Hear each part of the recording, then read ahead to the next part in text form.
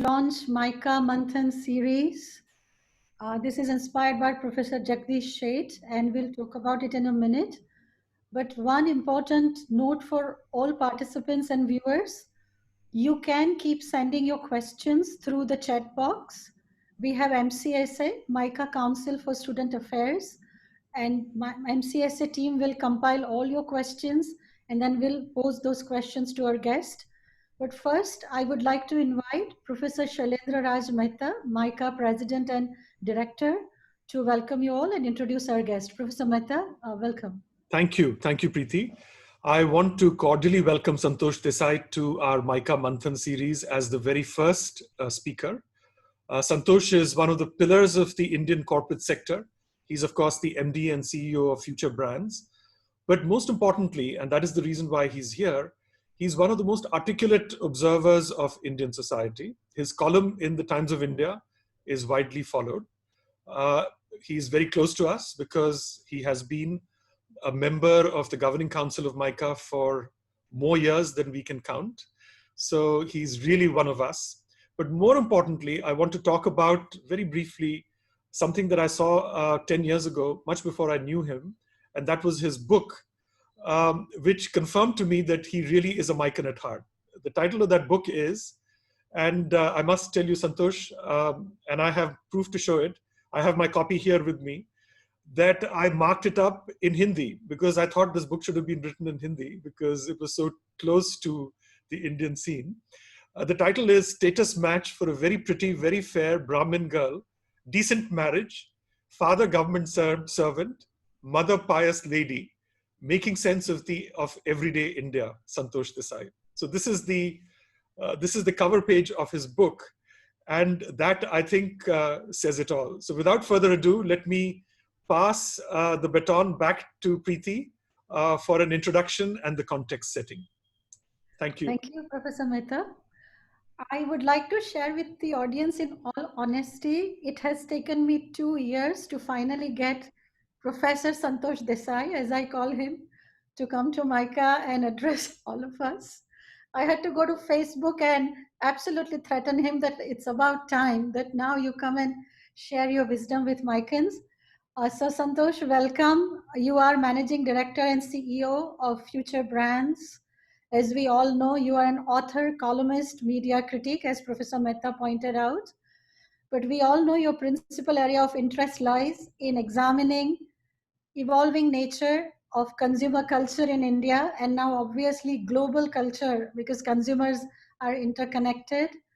You write your weekly column in Times of India, and I'm one of your very sincere follower. And thank you for incredible thinking and reflection. The question I would like to pose to launch your conversation is, in change management, we usually talk about how change is an opportunity. We see that opportunity and put change in place. Now it seems change is putting us in place. So my question is, who defines change? Does change define us or we define change, and where does resilience come in? So with that, all yours. Please take over. Sure.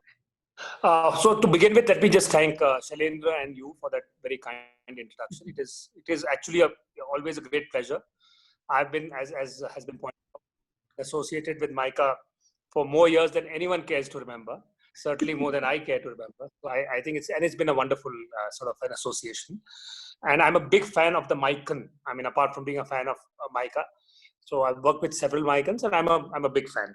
To come to your question about change and in a sense the direction of the impact, in a sense, do we drive change or are we driven by change?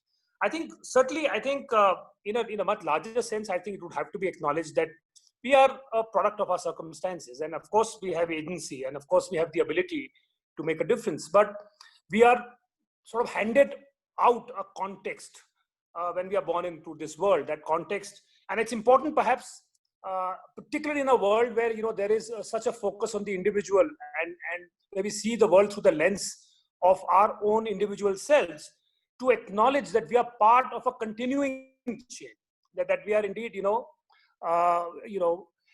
it's like, I always I'm reminded of Buddhist philosopher Alan Watts. I mean, I find this one quote saying that we don't come into this world, but we come out of it, like a leaf comes out of a tree. And I think that idea of continuity, and the fact that we are all products of the context from which we come in, and that context has such a huge bearing on how we see the world. So I think it's important first to acknowledge that the existing reality and change shapes us. Our sense of ourselves and what we are able to do is very significantly shaped by the sort of the cards that we are handed out. And I think something like what we are going through today, I think is like a massive change in script. So, we have this implicit idea of a life script and a script of the context around us. We are able to accommodate little disruptions quite easily, and we have names for it. We call it fate, or we call it luck, or there are many ways in which we deal with the capriciousness of context around us. But when something like this happens, and this happens on a global scale, I think it kind of disrupts our sense of balance and our sense of a sense of knowing, because all of us have a broad life script as to how the world, nobody knows the future, but everybody has a shape of the future, which is broadly kind of, and it's all about progress, right? You implicitly, we believe that things will improve, that things will get better, that technology will come in, our lifespans will improve, the sources of pleasure will multiply, along with challenges, but this is a script we have in our heads. This comes and dramatically gives us room to think, and it kind of challenges those notions, and it suddenly makes us think of other possibilities, even as we are struggling to confront the change that we are facing. Having said that, I think if you look at history, I mean, you have to acknowledge the fact that the idea of a highly volatile, frequently disrupted kind of a life was the norm. I mean, if you were to look at even accounts, particularly accounts of everyday ordinary life in earlier times, the number of times, I mean, between epidemics of this kind, unreasonable sort of rulers, and the frequently changing various kind of intrigues, and the fact that there was a constantly changing geopolitical invasions of all kinds that are coming in, droughts and famines, so the human spirit, in a sense, is in some sense, in an evolutionary sense, perhaps we are attuned to much more volatile change than today's times kind of make us believe. So I think to sort of crystallize what I'm saying, I think at one level, I think yes, change does shape us enormously. This kind of a change is fundamentally disruptive. It has shaken us. But but human beings have always had the spirit to draw from, and the reservoirs that run deep.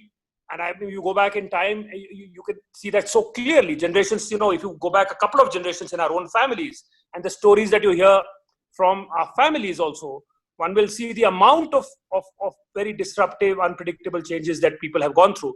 So I think, in a sense, we are drawing from those reservoirs, and that kind of a balance between a completely sort of a different, disruptive kind of an environment, and the finding ways to deal with it and to rise above it. I think that is the kind of currently the struggle that we are engaged in. So Santosh, let me ask you this. A change begins with self. And we started this conversation with Professor Jagdish Shetan, who sends his regards to you. And he said, please ask Santosh that at a personal level, what are some of the changes he's experiencing? Because ultimately, that's where the reflection begins for the society as a collective. So would you like to share with us what are some of the changes that you are absolutely going through at the moment? So one of the changes I'm going through is certainly that, finding myself at home more, and not traveling out as much as I was doing. I'm kind of rediscovering the joy of stillness and actually of idleness, actually, to be honest. I mean, I think the pleasure of not frenetically moving around all the time and having to kind of tick so many boxes at the same time, and having the ability to kind of shrink into yourself instead of sort of expanding yourself and sort of spreading yourself out in the world. I think there is a certain sort of pleasure in that, and a certain, I think, a process of discovery also. I mean, which I think is interesting, because you do find that, it's actually a degree of self-sufficiency, and the fact that between you, your immediate loved ones, your home, actually a lot of what one needs in life gets satisfied and gets fulfilled. And just that sense of saying that actually that's not much more that one needs. So the fact that one is forced into a certain social isolation, that, I'm not much of a I'm not the sort of gregarious party type, so it's not as if that is much of a loss. But even so, whatever kind of a and those kind of interactions, once they are absent, I find, in fact, almost enjoying that process. I mean, if it were not for the context in which one finds oneself, I would find it actually quite an enjoyable. I find it quite sort of energizing. It's therapeutic, and I think just the fact that the primacy of home and the idea of all that is close to you, you rediscover the importance of that. Also, I think the other reflection, I think, is in terms of the meaning of work. And I think, again, because one retreats into what is necessary, and that, of course, one does, because that is how it is. You also find the redundancy of a lot of what is called work. So I think I'm sort of so in a sense, that realization also, and always I had a sneaking suspicion that this was all a bit of a game and a bit of a joke. I think it confirms the fact that most of what we do is a vast enactment of a role rather than actually playing a role. So then tell me 5 key aspects of the changing workplace. Work is changing. The way we look at work is changing. How would you define the workplace now? So how does the workplace change as an organization? I think the work, yeah, I think, see, in a way, what this does is to distill down the idea of work into what is truly needed, right? So the sort of the trappings of work and the sort of the entire culture. So if you look at work, I mean, it's interesting how workplace is such a coded place, right? We dress in a certain way. It's almost like we don a persona when we go out to work, and we need to don a persona when we go out to work, and we play this game. So for instance, the language we use in office, we never, in the English language, the word apropos has never been used in a normal conversation, right? It can only be used in office, right? We have discovered an entire vocabulary which we sort of bring out to deploy in this constructed theater called workplace. So the workplace has rules. You deal with superiors in a certain way. There are subordinates. I mean, imagine to use the word subordinate without cringing. I mean, if you were to use the English word subordinate, right, and to use it without any sense of self-awareness, and to use it so, he's my subordinate. But in workplace, so the thing is that workplace is this highly coded kind of in order to get a certain effect. Yeah, there are hierarchies, there are rules.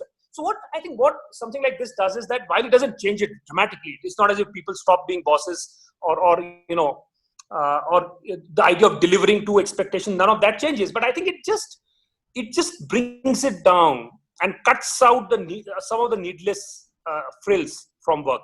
In doing so, of course, there is also some loss, because there is also a certain degree. The workplace is not just work. So I think at one level, what you're doing is distilling work down to its absolute essence, which I think is a powerful kind of a forward movement. At the same time, because work also has a social element to it, there is also a certain sort of the sense of an organization eventually comes from not just from the work that is achieved, but also from the manner in which people come together. There is collaboration, there is play. There are all of those kind of aspects of work which do get also whittled down. So I think, so that is the other kind of a shift that I think the workplace. And the third thing I think that it does is that the work-life balance, which I've always found to be a fascinating phrase, because the idea that work and life are somehow two different concepts which need to be connected or which need to be reconciled is a fascinating. It's a relatively modern idea. I mean, in a traditional society, work was life and life was work, and you don't distinguish between the two, right?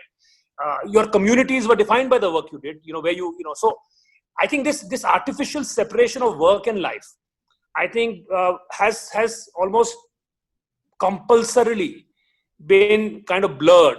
And I think to that extent, the while not directly linked with the workplace, I think it changes our idea of and the priorities that we accord to different elements of our life, of which work is one part. So I think there is a reprioritization and recalibration that is taking place as a result of this.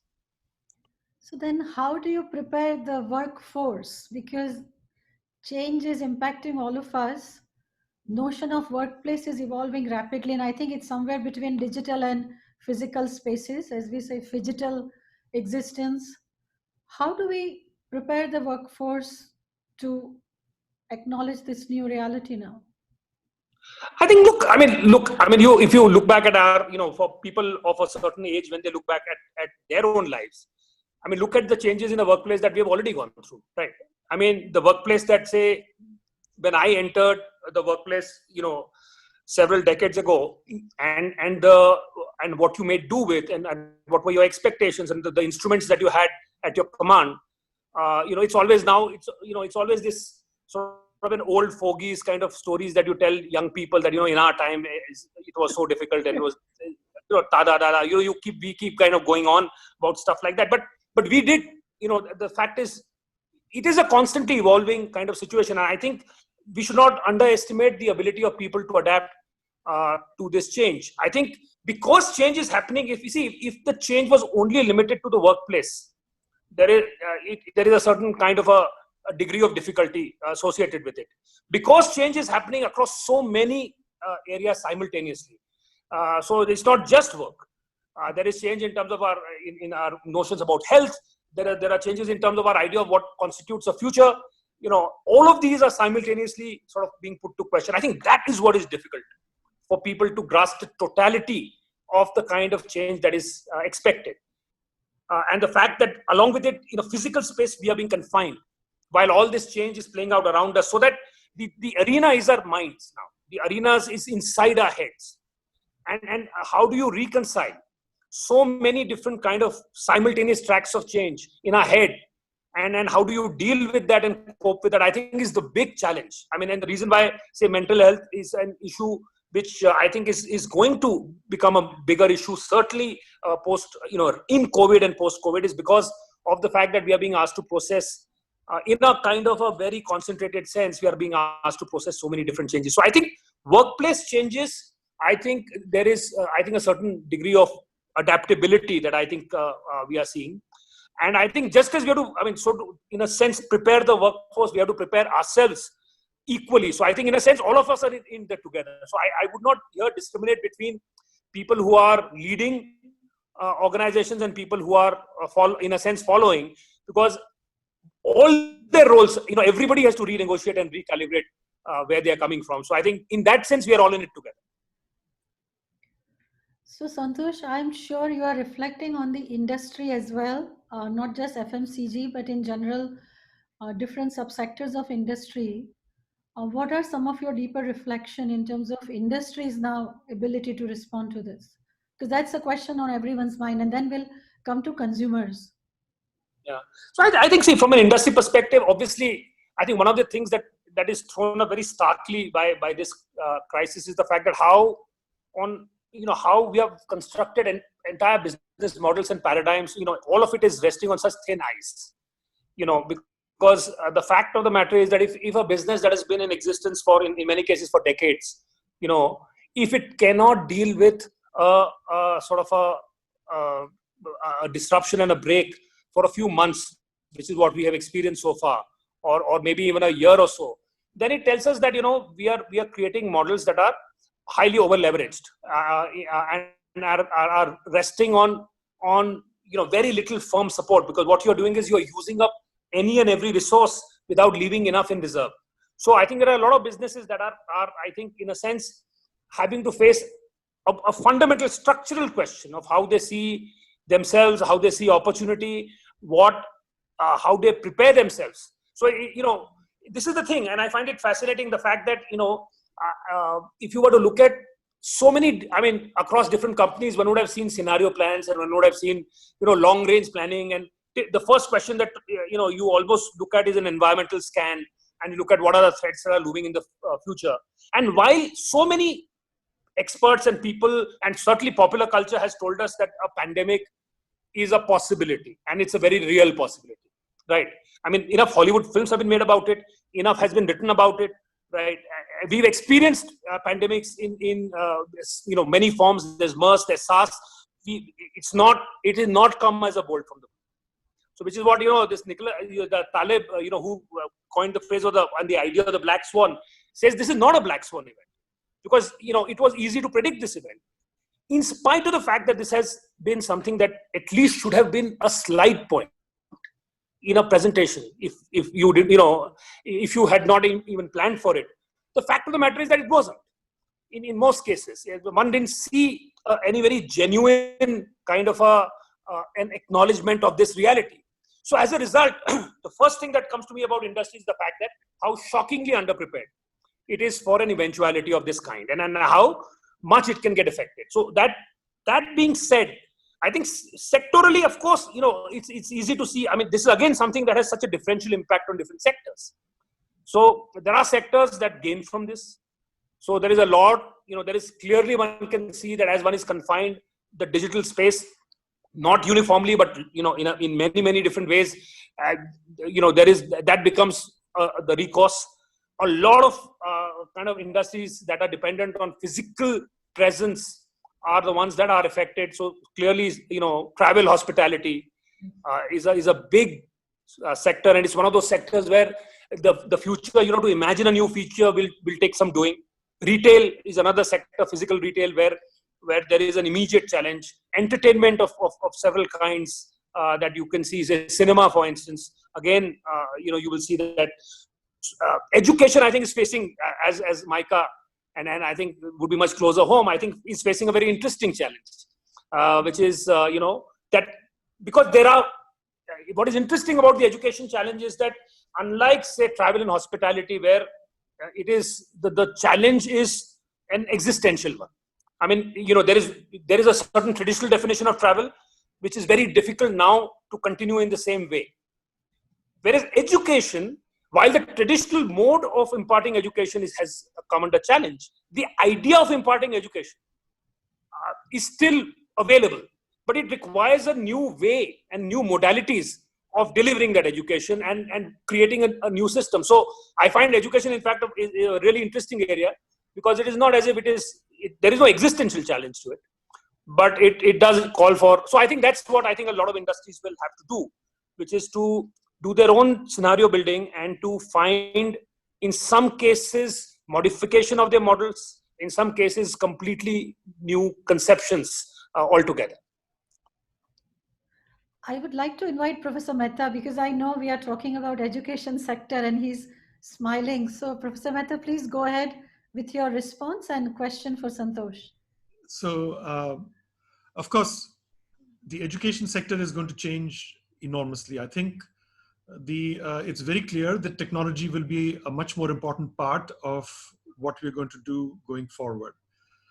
However, I don't think the idea of education as face-to-face being the best form is going to change. I don't think that is going to change. And we've seen, precisely because we've seen the enormous difficulties of trying to create the same experience online, that we've realized, that education is not going to change very much, or at least elite education is still going to be face-to-face. And the moment we have the opportunity to do so, we would go back to it. So certainly a lot will change, but a lot will remain exactly as before. Only the forms may change. We may. So certainly that is what I see.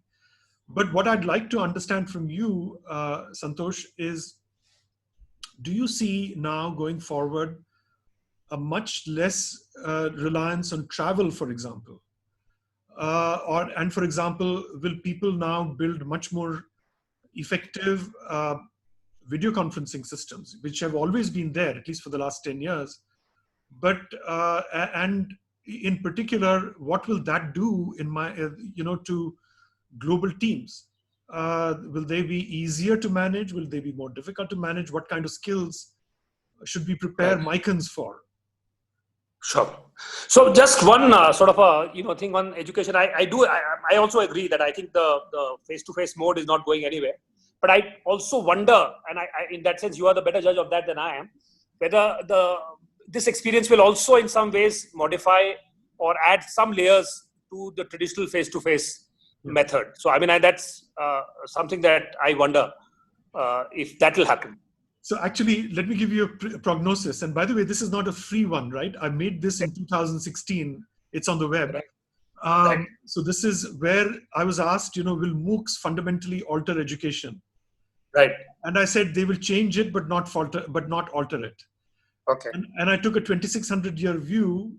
I said, look, in 2,600 years, we've been through a situation where there were no books. In fact, there was no written material in Takshara. Right. To scrolls, to paper, to radio. Remember when the radio first came, they thought it was going to completely change education because it could be used to transmit lectures. Then TV, and along the way textbooks. Right, all of these were much bigger changes than anything that we have seen so far, and they barely left any impact on the way in which education is imparted. In fact, if somebody were to walk into a class at MICA today from 2,600 years ago, a professor would feel right at home. And I dare say, 100 years from now, I can't predict 2,600 years from now, whether we exist, I don't know. But 100 years from now, it's not going to be very different. So anyway. So all Professor Mehta. Yeah. I just want to clarify. By the way, I have one more question for you, Santosh. I can't resist. Yes. Since I have a very good camera, I can see what is behind you. It seems like a map of India from China. Is it? Is it a Chinese map of India? No, it's a Buddhist map. It's a Buddhist map. It's a Buddhist map of the world. That was conceived of. This is a map of vintage 1710. So in the year 1710, this is how the Buddhist imagination of the world. So it's not China, it's Buddhist. That is okay. I thought I must. Okay, so let me go back to the question that you had asked about video conferencing and how. Yeah. So I certainly think that travel for work I think is going to get affected simply because it is more. It's not it's fundamentally because of the fact that we've discovered that this works in so many cases just as well, in some cases better. There is a loss in some cases. It's not as if it's a uniformly better solution, but it does I think significant efficiencies are I think have been experienced by people. So I think I find it difficult to imagine going back. I mean, I travel a lot, and certainly even personally, I mean, for me, the idea that now so many of those kind of trips would have been avoided. And I think so this is one of those things that video conferencing has always been around, has always in a sense has been around for a long time.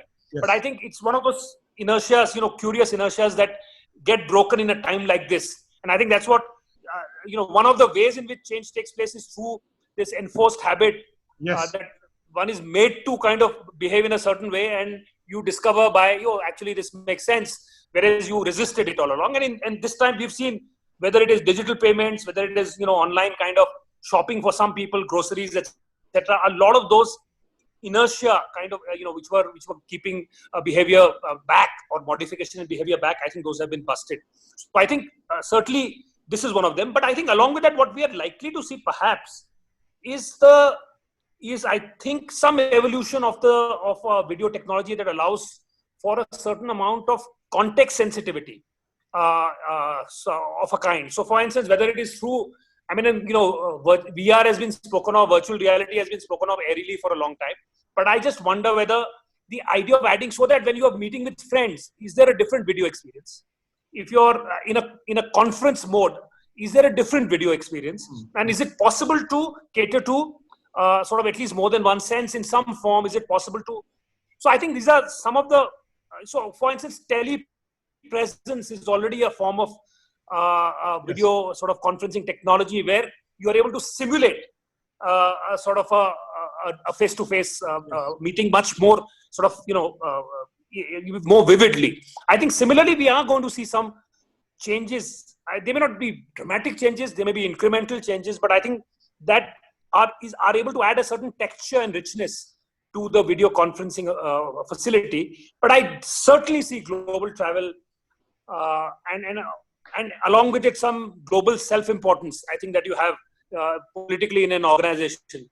I think also perhaps being challenged a little bit.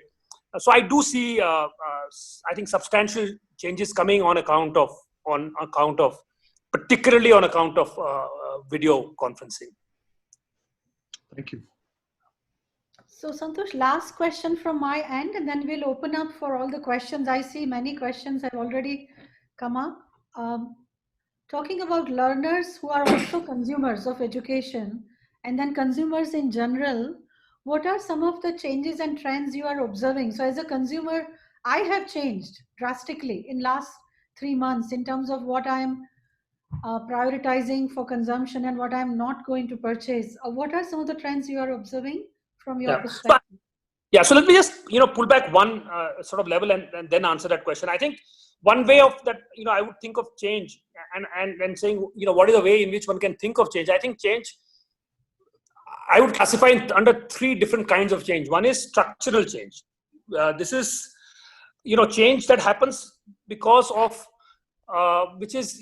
because of embedded kind of. So for instance, because we are made to work from home, a lot of things change, and they change implicitly and invisibly. So it's like when we start using GPS, for instance, right?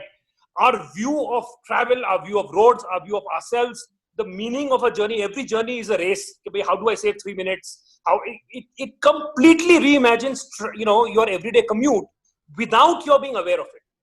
Structural change is change that happens invisibly. It is embedded. We don't become aware of it till it plays out so technology, for instance, typically produces structural change. We change effortlessly without our knowing it. And I think, so some of these changes, so surveillance, for instance, which comes in as a result of a crisis like this, which gets legitimized as a crisis like this, I think is one of the changes that is of this kind, which will completely alter the way that we lead our lives in many ways going forward. The other side of change is behavioral change, which is that we are forced. Shailendra and I were talking about some of it, that because we are now forced to order digitally, because we are now forced to engage in some sort of an online education sort of a process, because of the fact that we are being made to act in a certain way, some of those habits will linger. Some of them will translate into sort of a change for a longer term. So for instance, telemedicine is something that has been spoken of for a long time. Now willy-nilly there are people who would have experienced it, and while it will certainly not replace traditional medicine, you will see that it begins to take on a life of its own. Similarly, because here we are, we have to think about things like, and the only thing we can do right now is to think about things like immunity, the notion of proactive health rather than reactive health, and so is something that again is likely to sort of gain ground. The other thing is that renegotiation of gender relationships, which is in home. So which, because of the fact that everybody's at home and which is not the natural state, right? For a lot of people, this is a completely that's the fascinating thing, that you kind of rediscovered home. I mean, that's your home, but it's almost like it's an alien space in the fact that you are having to negotiate it in a way that you have never negotiated. You are experiencing it in a way that you have never experienced. So I think some of the overhang of that, which is a lingering effect of gender negotiation, is not only in one direction. So for one, certainly, the sort of the optimistic view is the fact that a lot of men have had to participate in a little bit of housework, which of course they sort of glorify enormously. But also the fact that there is also a certain sense of comfort that men have now walking into domains that they otherwise stayed away from. So there is likely to be a two-way kind of a renegotiation so the clearly marked out domains may not stay that clearly marked out anymore. And the third set of changes are big mindset changes. So for instance, if we were to look at say things like and a lot has been spoken about things like consumerism. Things like the fact that, having had to make do with little, are we likely now to continue that and have a new relationship with the idea of consumption? Are we, is that a fundamental shift?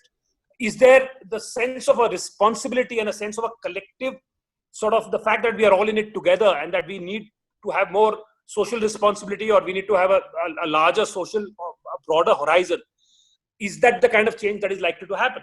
And I think those are more difficult questions, because what happens very often is that a lot of these things feel like, when you are in the crisis, it's like, nursing a bad hangover. Everybody has promised that I'm never going to drink again, or I'm certainly never going to drink like this again, right? But that, unfortunately, those promises last about a week or 10 days, right? So, or New Year resolutions and like. So I think some of it is reversible. Some of these great senses, the sense that, we're going to change everything, I think will reverse. But what actually, this kind of change happens much more slowly, but it also happens much more decisively. So for instance, if we were to look at our own relationship with, say, diets, and if I was to trace it over, say, my childhood, how we imagine food and how we imagine it today, then we would have to acknowledge a sea change that has taken place in the discourse. And it's like, if I look at myself personally, I was the kind of person who used to actually actively scoff at people who were these pretentious tea drinkers, or who would have, say, black tea or yellow tea or green tea, or, and I was always felt that I would never be the kind of person. Today, in a space of last 3 or 4 years, I'm completely that person, right? And it is not as if I have actively made up my mind. This is a discourse nudge. It's just the world around us has in a sense, through a whole set of changes, is pushing us. And I think what this will do is to create its own set of discourses, which will play out. In the short term, they will be reversible. But in the long run, I think a movement which looks at more meaningful consumption, because the reason why I think it will grow is because it is already there. I think big change, I think, happens through when you catalyze change. So something needs to be present, and what this will do is catalyze that process, and it'll crystallize into I think a bigger movement. So I do think we are going to renegotiate over a larger period of time, not immediately, our relationship with consumption. We are going to look at the home in a different way as we go forward. Health, I think we are going to. So I think these are some of the longer term changes. So some structural, some kind of behavior led, and some, I think, mindset led changes. All of these we are going to see in different time frames as we go forward. So with this, let me invite now MCSA representative Komal Khanduja is with us. Komal has been compiling all the questions. So Komal, say hello, but I have a question for you, and I think Santosh will find it quite interesting. I was conversing with Komal and I said, so how are things and how is the new normal? And she said, ma'am, please don't use that word. It's very irritating. So Komal, tell us from your generation's perspective, how do you view this and why that new normal is very unsettling for some of you? And I would like Santosh to then have a conversation with you. Go ahead. So, ma'am, I think students right now are in a constant tussle. We have so much time on our hands, and some of us are picking up those books that we had always promised ourselves that we would read, or start playing the musical instrument that we promised to ever learn, but we had stopped somehow.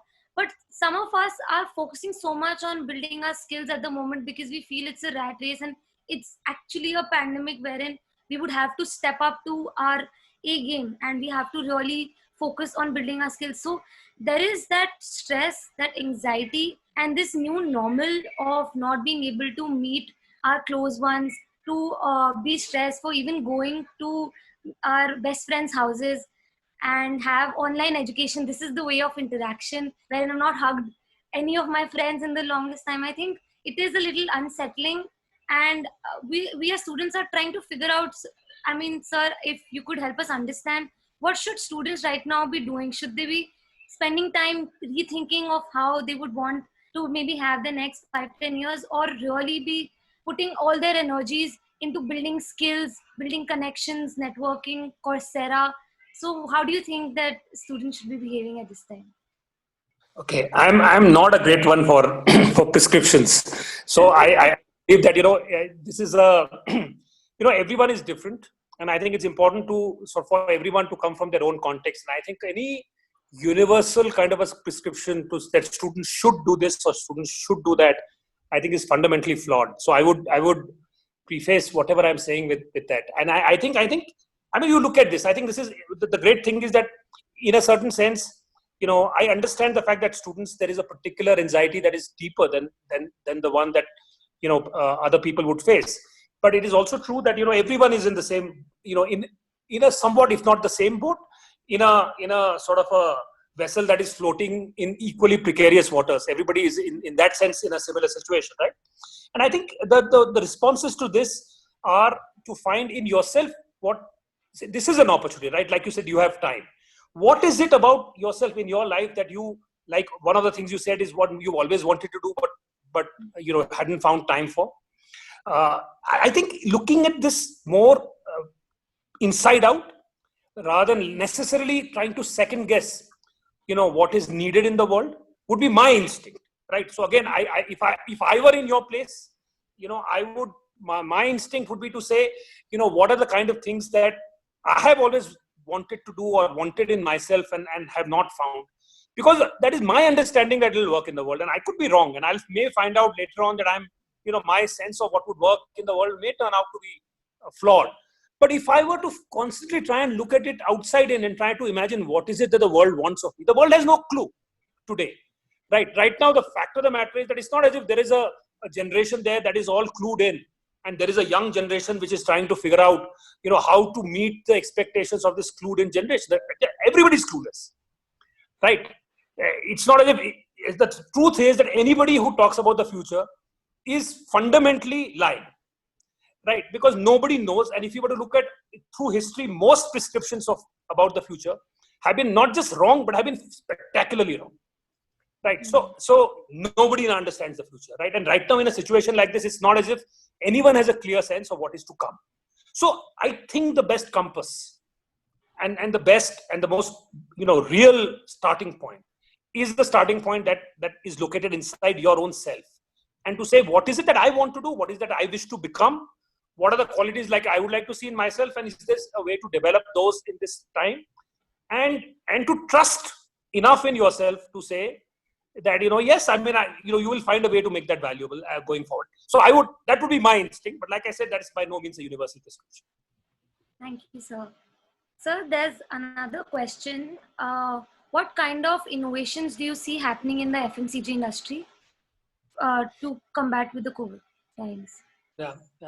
So look, I think certainly, you're already seeing, I think in some senses, the fact that supply chain sort of is, this is a time when the first thing that everybody has to wrap their heads around is creating access, because the traditional modes of, creating access have been sort of, have been challenged. So that's the first thing that you have to do is how do you ensure access, and that obviously there is a front end to it, which is how when you reach consumers, and there is the back end to it, which is the fact that, how do you ensure that you have enough material to sort of supply. So one is I think is an immediate kind of a need, which is an access need, and some people are better placed than others, and people who are not better placed have to find ways to do so.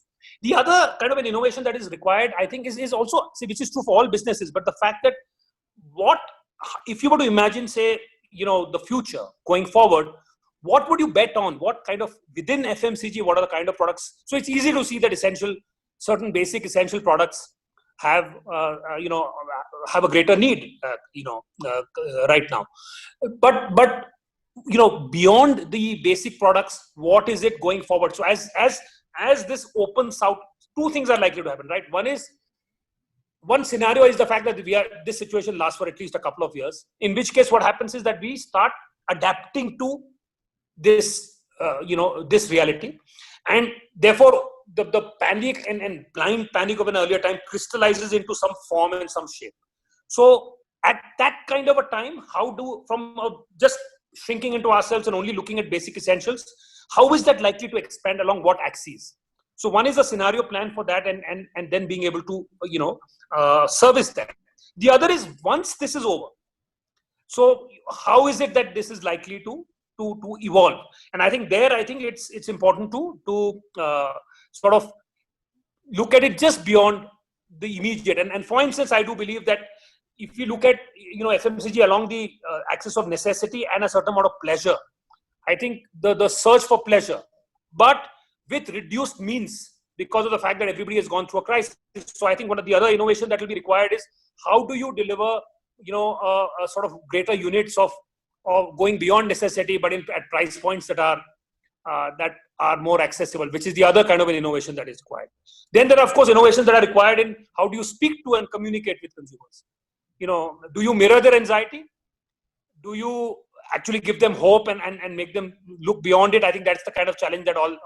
So I think there are a bunch of challenges, and I think arising out of them, there are, I think, a bunch of innovations that will be called. So there's another question. Like you said, online education is a reality and the technology is impacting everyone. But how do you see this penetrating to the bottom of the pyramid with government schools and village schools? How do you see that happening in those kind of schools where a lot of students would not have access to mobile phones, internet, or laptops? Yeah, so I think those are real challenges, and I think it's there are no easy kind of glib answers to that. But I do think that is a so eventually I think when you go back to an earlier time, there was an experiment that was done which was called SITES, satellite instructional, if I forget what it was the full form, which was actually where the idea when television and came into India for the first time, when a television set was used to sort of increase the outreach of education. And so what you thought, currently we think of these technologies as personal technologies. But the question is, can you socialize these personal technologies? Is there a way to, for you to therefore multiply the outreach that is possible through every single sort of a device that you have? So I think the kind of innovation that is called for is a combination of a policy shift as well as, the way in which therefore the technology gets used. So I think the fact of the matter is that the mobile phone in India does have enormous reach. So it is not as it is by no means an elitist sort of a technology. Yes, there are challenges in terms of and big challenges in terms of that reaching the last mile. But I think the answer to that would lie in trying to find ways in which that technology is used that tries to bring together sort of and recreate certain forms that of which are sort of more collective in nature. Again, in the immediate in the middle of a crisis, that may not be easily possible. But as things start easing, I think those options might present themselves. But there is a challenge. I think this is the problem in a crisis of this kind. What happens is that existing fault lines and divisions and hierarchies, in fact, play out far more cruelly. So, for instance, what we saw with migrants, right, and the fact that so many sort of millions of people suffered, because what it does is that it just makes it just intensifies the differences in a way that can be quite sort of it was cruel. I mean, and I think that is one of the big kind of a problems that a crisis of this kind create. Sir, do you think some part of work from home will continue like this forever with some sectors or jobs? I sincerely hope so. But yes, I think so. I think that in some cases they will because it is. But I think it will be a combination. I don't think it is going to be somebody working from home entirely, because I think I would not underplay the social dimension of work. There is a social dimension to work. So I think that is important and that is a need, a human need. I don't think we will be entirely satisfied simply, every day, sort of to the exclusion of any social interaction. But certainly a much more relaxed kind of a code for working at home, and in some sectors, certainly I think sort of a tilt towards work from home, because there's a mutual advantage here. The fact that there is a certain freedom it gives to individuals to manage their time, as well as to the organization to manage the costs. So I think if it was an advantage that was accruing only to one side, then it may not have been sustainable. But because there is something in it for both sides, I suspect it is going to sort of stay in some form or the other. So there's another question. Do you believe there will be renegotiation of labor-employer relations in the coming times? Yeah, and again, this is a it's a complex question, because so there is a first order, second order kind of a view of this.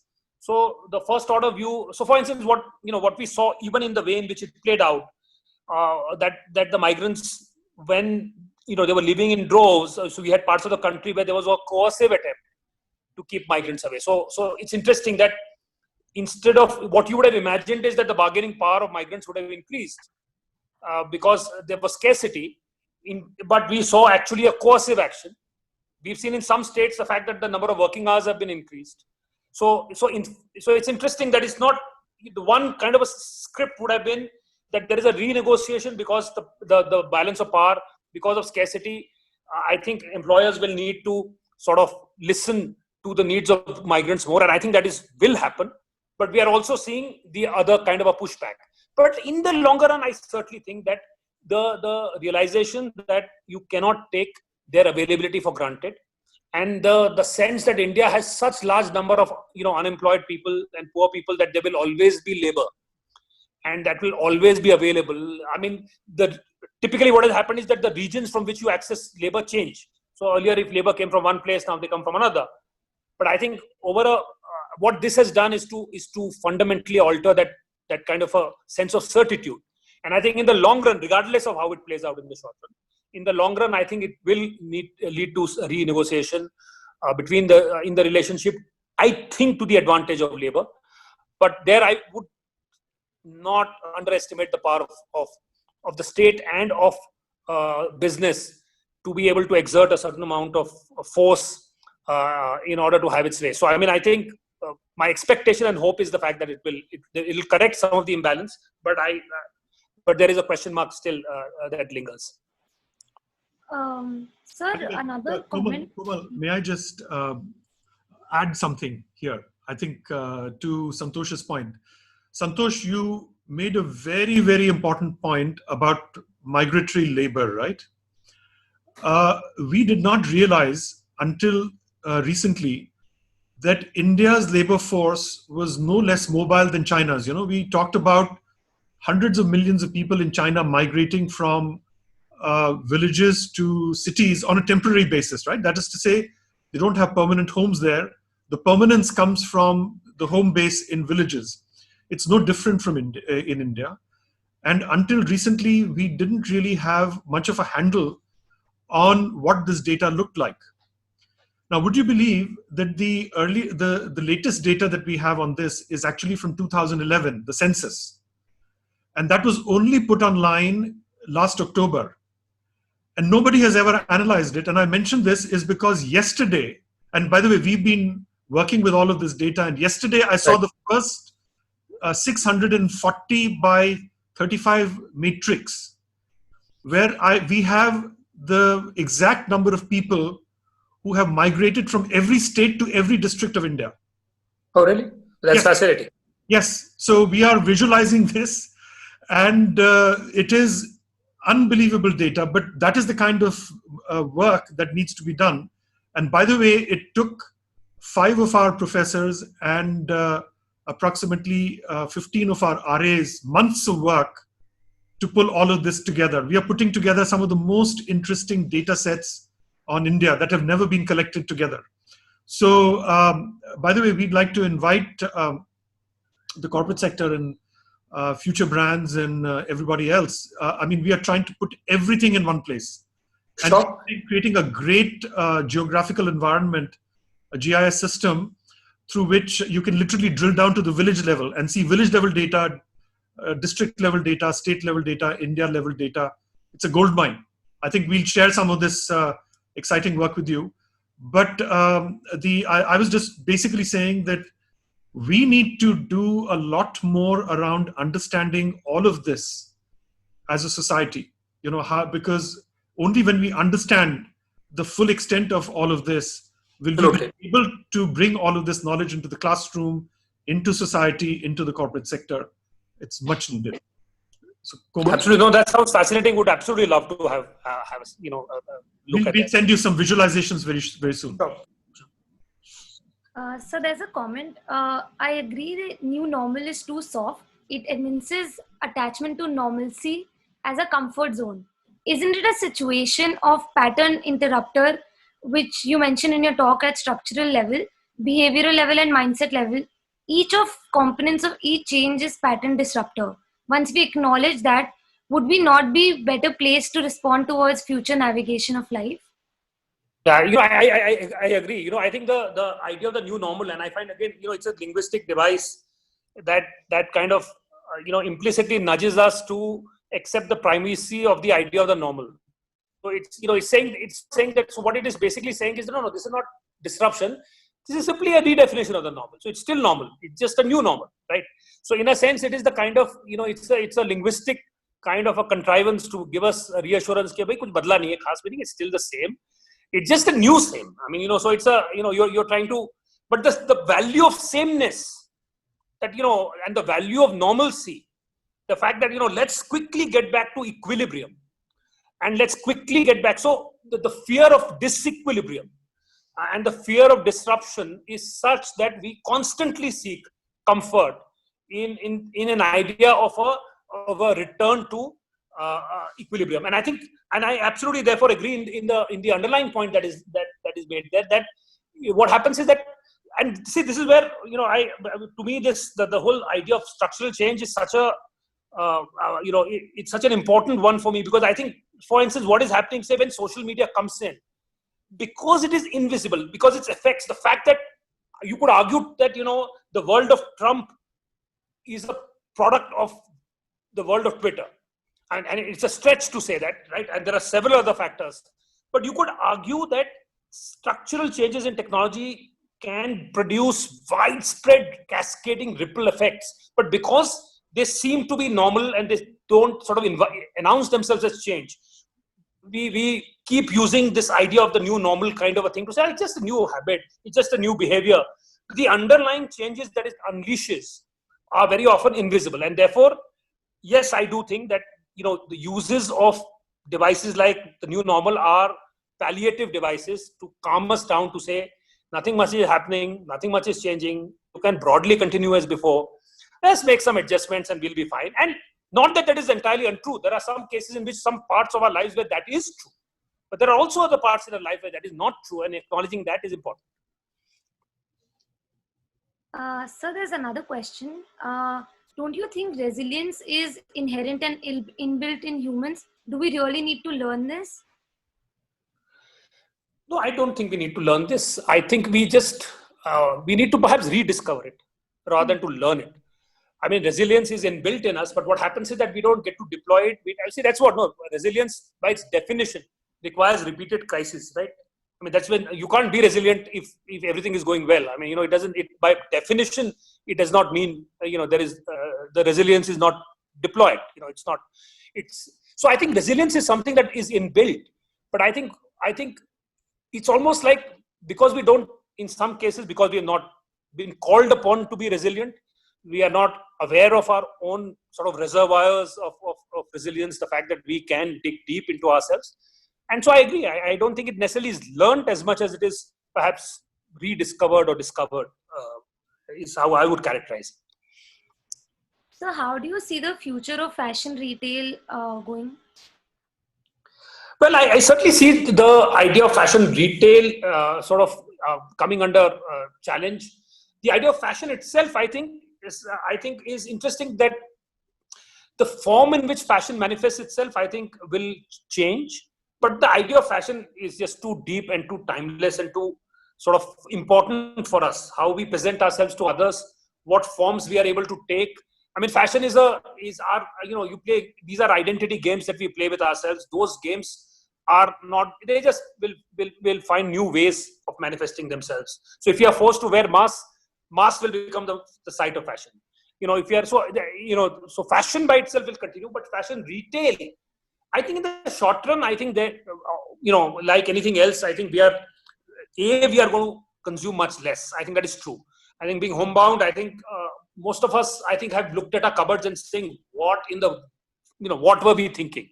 What do I need all this for? You precisely wear 3 sets of clothes, and get by and just swimmingly, because that's all you need. So I think there is going to be a challenge just in terms of, for the industry. I think as people, I think it will be somewhat liberating to sort of think of fashion in a new term. But I think when the world opens up, etc., I think those needs and those contexts and the fact that we, because I think fashion is a product of too many things. So I think I don't see a long-term issue with that. But I do see, I think, like anything, fashion gets influenced by every change in the context that we go through. So it will change. Again, obviously online fashion has been doing well and will continue to do well. And I think this will give a fillip to online fashion. In a general sense, I think fashion retail was already going through changes. It would be much more rooted in experiences. I mean, if you want the physical to become more attractive, then the physical will have to become much more powerful, much less, much richer. Because see, what the physical world has over the digital world is richness of experience. And so I think you probably need to double down and build on that richness, on the theatrical nature that is possible of reality. I think that is the direction that perhaps it would move. Sir, do you think due to social distancing, won't proximity businesses, for example, below the line, be in deep trouble till a vaccine is developed?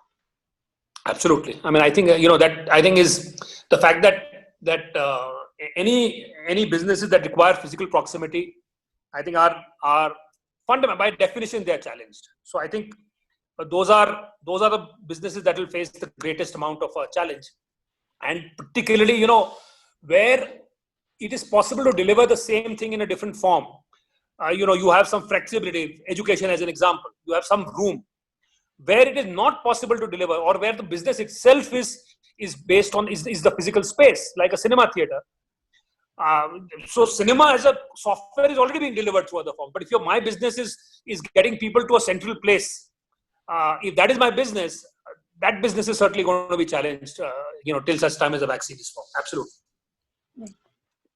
So there's another question. For a global economy built on essentially speculation, our statistical models, scenario building, are attempts at speculative futures. This crisis has shown that all such predictive attempts have essentially failed. What are the alternative ways to imagine futures that are built on less speculative basis? Well, that's a very interesting question and a very difficult one, because I think by its very nature, I think the future is in the making, and unless we sort of, but there I would say that I would go back again to a structural form of thinking to say that there are some trajectories that are embedded in today's behavior, and I think so both an understanding of historical context as well as an understanding of embedded kind of structures that will play out in a certain sense. So for instance, it is possible to see in a very broad sense that if we are moving towards more, say, machine learning, and we are moving towards an automation of a certain kind, it sets certain timelines for the future. Now, it is not narrowly deterministic in the sense that we cannot predict what will happen when, or whether something will actually happen or not. But there are some sort of, at least it has some, you have some ground on which to speculate. So I don't think you can do away with speculation. The only thing you can do is to add a certain sort of dial up a certain amount of robustness in the speculation. So I think this is the balance is between a first order view of the future where you simply extrapolate what is happening into the future. The problem with that is that is too simplistic. The future is an ecological system, right? It's a complex system. So simply saying, because we have started moving in one, we are working from home, so so it'll only move in a linear fashion from there on. You cannot extrapolate. On the other hand, too imaginative a view of a future, which is not based on any sort of a reality, is fantasy and is fiction, right? Some of it may turn out to be true, but there is no way that you can back that. So I think what you seek is a middle ground, which is where you acknowledge the structure of change, and then try and build scenarios based on an understanding of some framework that you have of how the world changes. It will be speculative, and it will that predict, and most of it will fail. But at least perhaps you have a better shot at it than your current methods. Sir, do you think we're compelled into standardization of our behavior because of this pandemic and usage of technology, and hence losing our identity as individuals? That's an interesting question. Again, you could argue the opposite, also, in a sense that having less restrictive structures like, say, workplace to have to follow, and sort of being able to sort of having a more fluid experience of everyday life, you could also argue that it gives us more time to actually find and to express our identity in stronger, more individualistic terms. And yet, I think that point is also well made. So I think, like anything, right, a change of this kind does not move in a single direction, right? I mean, I think here, yes, there is a certain, everybody's in it together. So there are unifying conditions that all of us are kind of facing. There are unifying emotions that all of us are facing. We find ourselves responding as a collective, as a gaggle. I think more, that is also true. Equally, it is true that because we are freer of some of the restrictive structures that we are otherwise conforming to without even being aware of it, we are also finding space and time. Like you said, you're picking up books that you have wanted to read. There are things that you wanted to do that you are expressing yourself. So I think both are true. That there are parts of our life where we are standardizing and responding as a collective rather than as a set of individuals. But there are parts of our life where we are also getting room to find, ourselves, I think, more sort of fully as individuals. So I don't think it's one or the other. So advertising and communication during COVID times seems to be templatized right now, promising hope and optimizing the fear. How do you think communication can break this clutter and we can have some innovative advertising happening? See, firstly, I don't think anybody has to communicate. I mean, there are times when keeping quiet is the best communication of all. So, there are times when one is rendered speechless. There are times when, conversation needs silence. There are times which call for a certain amount of studied silence. I mean, there is nothing wrong. This idea that I must speak all the time, otherwise, so this is an anxiety for brands to say that if I don't speak, people will forget me. In which case, you deserve to be forgotten. I mean, if you, so I think one, just as an underlying sort of it's not necessary for everybody to offer. And the reason why, because again, in a sense, it goes back to an earlier question, which is about the standardized kind of modes that we are in. Because we are in a standardized sort of a mode of fear, and we are toggling between fear and hope. When you communicate, the most natural thing for you to do is to toggle between fear and hope, right? Since everybody feels it incumbent to do so, everybody says the same thing, and it becomes temporalized and meaningless, right? So that's the situation that we are in. So I think, firstly, choose whether you need to communicate. If you need to communicate only at a functional level, where you are actually serving people's needs, because that is what people want, instead of giving them general gyan on life, then maybe that is one way of looking at it, to say, what am I doing to help? How am I functionally serving people's needs? So that is one. The other is to also take the view that just as much as people are in a certain mode, any representation, any communication, it's not, therefore, are we only watching films on pandemics? Are we only watching content on which is immediately linked to our fear and hope? I mean, are we only seeing the world and consuming the world through these two lenses? But we are not. We are watching comedies, we are watching everything. So why should communication not take a view to say, yes, this is the dominant mode that people are in, but I don't have to mirror their reality. I can present to them. So if they are looking for hope, it is not by saying, be hopeful. It is by distracting them, diverting them, amusing them, taking them to other places. hope is a product of other things. Hope, otherwise, everybody's giving these manifesto statements. And I think the one thing that people don't need are manifesto statements, right? So I think people, I guess, either don't communicate functionally. If you are doing something useful, if you're not doing anything useful and you want to communicate, don't get stuck only into mirroring people's reality. Actually help them by, if you can't help them functionally, help them, escape sometimes, help them imagine a new world, help them in other ways. So don't be so limited in your imagination of your own communication. So what, according to you, could be certain do's and don'ts for new age leaders and the ongoing leaders? Again, like I said, I don't like making prescriptions. So but yeah, I think one of the things that in general is true for, new age leaders is the fact that, we have to acknowledge that the world is a much more fluid place. All old labels. So one thing I think that is very important for people to do is to distrust labels that we have grown up with. Has got fuzzy and blurred. Beginning with gender, beginning everything. Everything that we imagine. What is work? What is home? What is every kind of a certitude in that sense is being blurred. And so I think anybody who's becoming a leader at this time, I think has to celebrate, embrace this fluidity, be open to this rapidly changing world, have a point of view. See, I think here again I go back to the conversation you had when you asked about what should students do.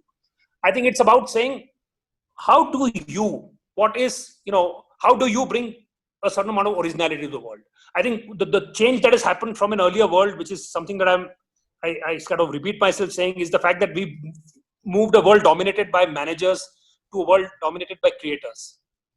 I think, I grew up at a time when the ambition was to be a manager, to be a successful manager, right? Today, when I look back upon it, that seems to be a very limited ambition. It just feels that, you are merely, juggling and rearranging the world. You're not creating anything. You're simply, you're imposing a certain order on the world. That's all. You're a traffic management person, right? You're not actually creating something. And I think in a creator's world, I think any new age leader has to, look at how do you foster creation? How do you, look at opportunities? How do you, work with people, in a collaborative sense to get the best out of them? So I think fundamentally the shift that has happened is to imagine yourself as, in a creator's world, and as somebody who's enabling the process of creation rather than the process of administration or the process of management or just marshalling resources. And I think that's the fundamental difference. Along with it, there are a whole lot of attendant changes that come, but I think that's the big difference that I think needs to be thought through. So that's an interesting point. So for advertisers, what do you think should be some ethical guardrails when they are creating communications during pandemic times? I think there should be ethical guardrails at all times. But yes, certainly, certainly, I mean, I think some of it are obvious enough. Do not exploit people's vulnerabilities. Advertising can do so. Do not. So it's basically that. I think fundamentally at a time like this, either do not pontificate, without, where I don't think you do damage to, I don't think it's an ethical question as much as an efficiency question. You're just wasting your money.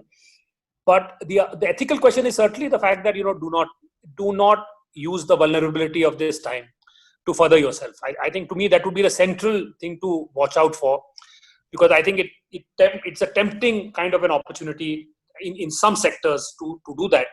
But I think that's one thing to be careful about.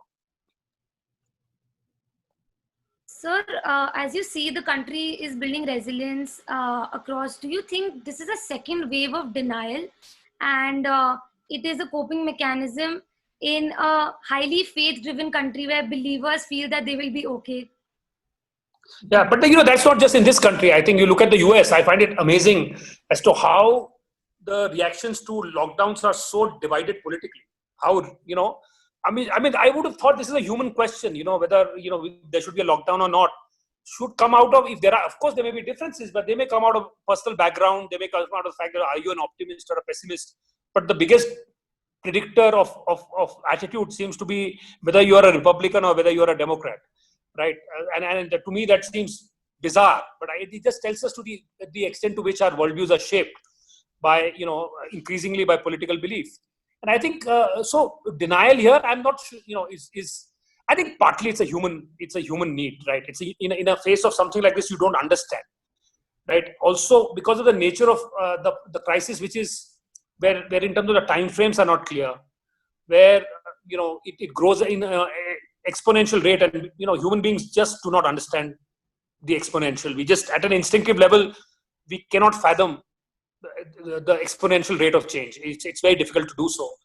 And so therefore I think denial at one level is a human idea. At the other level, I think it is shaped and colored by your desire to believe in a certain narrative, which is a pre-configured narrative. So you want to sort of belong to a certain kind of a worldview, and so where you take positions on the basis of that kind of a narrative. So I think it's a combination of the fact that there is a basic human need. I would certainly not put it entirely on the fact that there is a need to save face, but yes, there is that too. Komal, before you ask the next question, we have last 10 minutes, and I have a request for IT folks, if we can show Santosh gallery view so that he can see as many participants as possible, because I am able to when I go to the gallery. So Akhilesh bhai, if you can help us pull up the gallery view, especially for Santosh. Continue, Komal. And we have last 10 minutes, so maybe 2 more questions, okay? Yes, ma'am.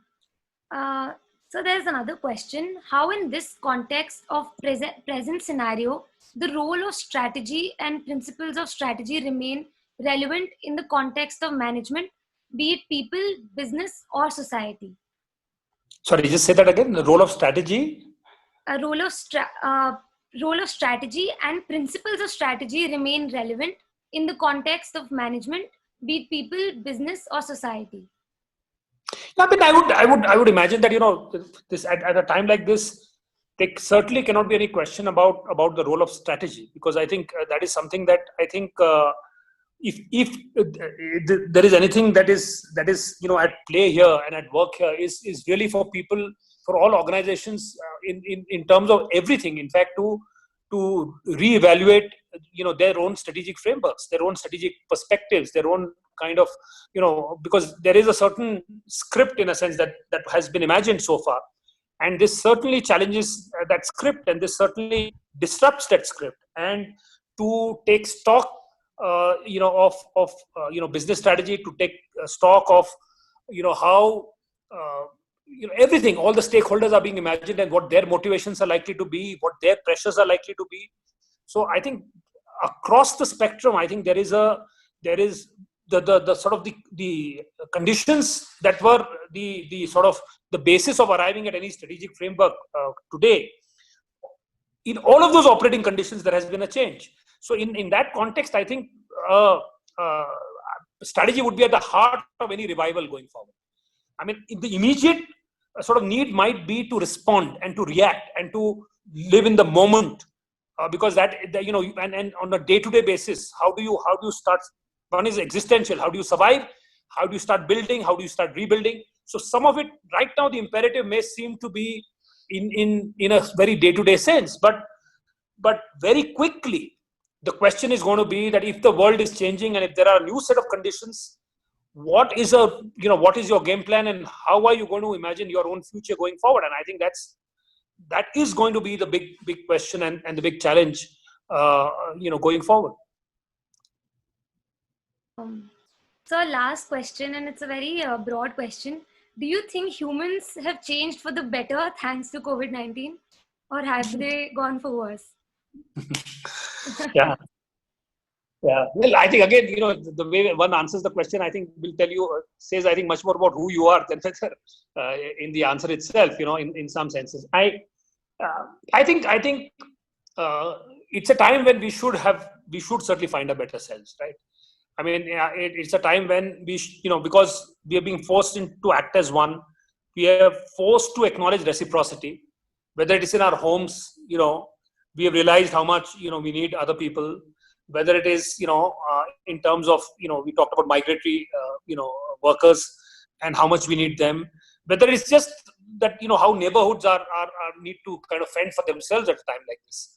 So I think at a certain level, and how the globe in a sense is in it together. So I think there is reason to believe that why we should definitely kind of emerge the better, out of this. But equally, I think, we've also seen, instances that I mean, you've seen the way that, say, the people who are putting their lives at risk the most, how they have been treated, so many different parts of the country.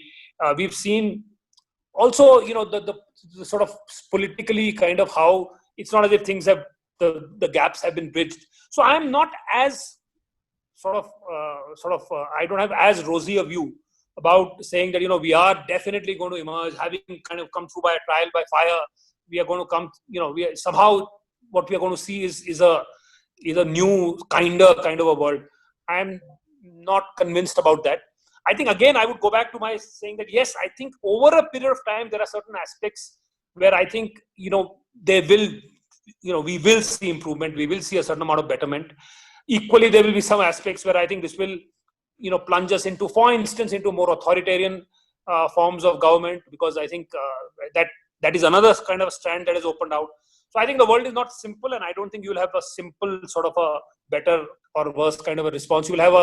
You will have, I think, in a complex world, I think a complex reality. Or I think definitely some parts of our life where we'll see big improvements, and some parts where we will not.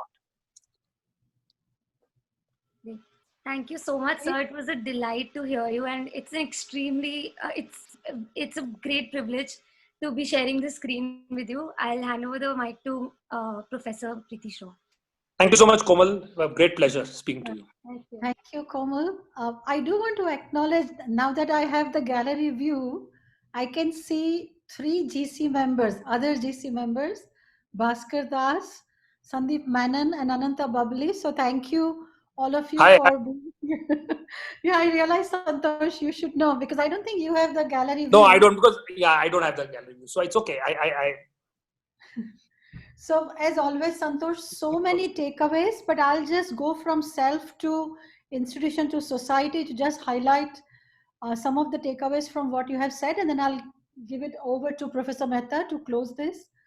But you said we are spectacularly wrong, and I think we all need to acknowledge that we have to have the humility to recognize that this change is, as you said, transformational and existential crisis in a way. So it is very deep, and somewhere in the middle of this crisis, I think we all have discovered the home, that space that we never had time for. In terms of society, you have talked about structural changes, and I think there are so many manifestations of the failures and inequities that existed in societies that are surfacing. Migrants is just one example. In the US, identity of minorities and race relations is another structural inequity and reality that is now surfacing very powerfully. So I do believe that there is going to be a major disruption for all of us, and we will be shaken, and we'll have to see how we come out of that.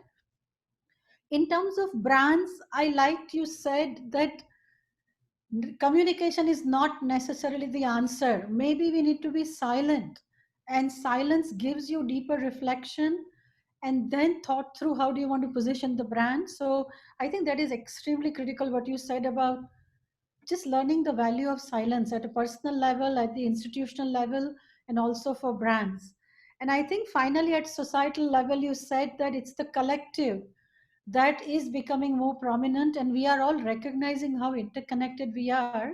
So my last question to you is, there is a debate that globalization now is not going to be as powerful as we thought it was a few years ago. Localism is becoming more powerful. So just very quick response from you. How do you see globalization and this local identities emerging, and the localism versus global? So I certainly think there will be a resurge of localism, but not just localism in the sense of a global versus at the nation state level, but even within a nation state, I think there is likely to be a rise of localism. I think there are some underlying structures of globalization that are very difficult to because it's an embedded structure. It's not an external kind of a structure that comes in and sits on top. Also, because right now, for example, which company and which brand is local and which is global, not easy. If you take funding, if you take ownership, if you take if you actually break it down, these are highly intertwined. So I think any simplistic view of globalization is unlikely. But I think there is likely to be a resurgence of a certain modes of self-sufficiency, a certain sort of looking to within, and to that extent, I do think localism has got a boost with this crisis. With that, thank you so much, Santosh. From my end, I'll hand it over to Professor Mehta for the final comments, and then we'll close. Thank you, Preeti. Santosh, like a good student, I was taking notes. So let me read to you what were some of the key points that I noted, because I really enjoyed it. First of all, thank you so much. At many levels, not just in terms of the knowledge that you shared with us, but also the perspective, which was invaluable. So let me mirror back to you what I learned today. And then I will close with just one phrase. I liked the metaphor that you started with, that you don't come into the world like a leaf, you come out of it. I thought that was lovely. That this is not a black swan event. We should have been prepared. That GPS makes your journey different without you even being aware of it. How we've rediscovered our home. How we need discourse nudges. How there are times when people should be quiet and silence speaks. How people don't need manifesto statements. How this is not a time to mirror people's realities. This is the time to help them out of it. How labels have become very fluid, how fluidity must be embraced, how we need to have a point of view and bring originality into the world, how we should not exploit other people's vulnerabilities. We want to believe in pre-configured narratives, but this is where they're all breaking down. And then the point that I would like to close with, which resonated with me, how we have moved from a world dominated by managers to a world dominated by creators. I think, I'm not going to quote Iqbal's famous sher about this because it'll take too much time to explain it, but I will quote a 3-line phrase, which is Sahib-e-Ijad, which captures this beautifully. Sahib means the master or adept, and Ijad means creator. So this is about how throughout the world, people have respected creators or Sahib-e-Ijad. So if I were to summarize it, I would say this is the world for Sahib-e-Ijads. And that is what MICA is all about. It's not just about managers, it's also about creators. And there could not be a better storyline that basically explains MICA. And you've positioned it perfectly. And you'd be happy to note in this context, and all our faculty are here, so they know we've been having very interesting conversations about how we make MICAN's creators going forward. And in particular, one of the things that we have put in place, you'll be happy to know, is that every MICAN coming in will have to engage in an entrepreneurial project. They'll have to create a startup. It may fail, that's fine, we expect it to. But excellent. So they'll have to do that. So these are some of the ways in which we are, I assure you, as a governing council member, we have to be responsible and answerable to you. So we'd like to say that some of the points that you've made, we are already taking to heart, and we'll take some more. So thank you very much, Santosh. Thank you so much, Shailendra. Thank you so much, Shailendra. That was really... Thanks to the entire MICA faculty group that's here. Thank you, Santosh. Have a great day. Bye-bye. Bye, everyone.